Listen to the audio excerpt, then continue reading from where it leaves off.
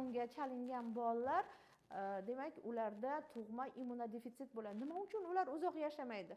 Oldinlari tibbiyot yaxshi rivojlanmagan davrlarda bunday bemorlar 25 yoshgacha ba'zur yashashgan.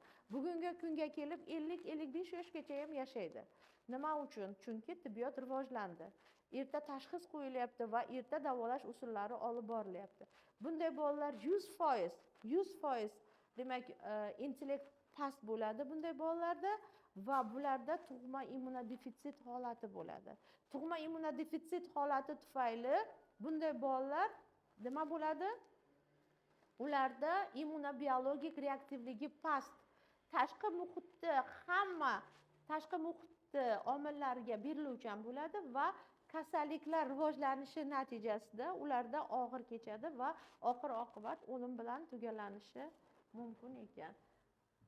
Davolash, bunday bolalarni davolash simptomatik davolash olib boriladi. Bunday bolalarga Down bilan tug'ilgan bolalar juda ham yuvosh bo'ladi. Nima deb aytamiz shuning uchun ularni? Siz ayting, nima deb aytamiz? Nima? Quyoshli bolalar deb aytamiz. Chunki ular juda ham yuvosh bo'ladi. Aytganini qiladigan yuvosh bolalar bo'ladi. Demak, ularga davolash o'tkazganda simptomatik davolash o'tkazamiz va psixologik adaptatsiya. Lekin shunday Down bilan tug'ilgan bolalarda oligofreniyani yengil darajasi agar bo'lsa, oligofreniyani ular demak nima? Oddiy universitetlarda ham tahsil olishi mumkin ekan. Mana bu ekranda ko'rinib turibdi, qarang. Ularning iste'dodini tan olishdi. Demak, Bobbi Bredov, aktyor va rassom Down sindromi bilan Myunxenda yashaydi.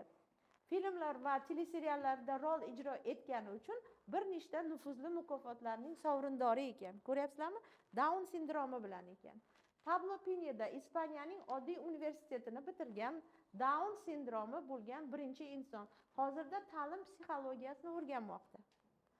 Uchinchisini qaranglar. Pascal Dukin, belgiyalik aktyor, 1996-yilda u 8-kun filmidagi eng yaxshi erkak roli uchun Kann kinofestivalining bosh sovrinini olgan.